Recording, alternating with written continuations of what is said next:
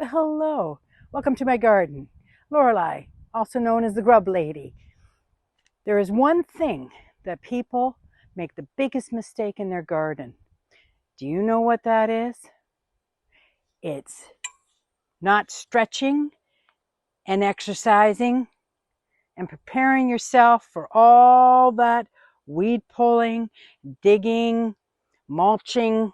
So what I like to do is grab a tool before I start, and I simply do simple stretches, back and forth, up and down. I bend over, stretching my back. I stretch my shoulders, side to side. And then once I'm done that, I simply do some waist twists, slow, methodical. And last but not least, I do my wrist turns. Because I'll tell you, my wrists get tired of digging in the garden. It's a good way to start your season and continue through the whole year is to exercise before you start working in your garden.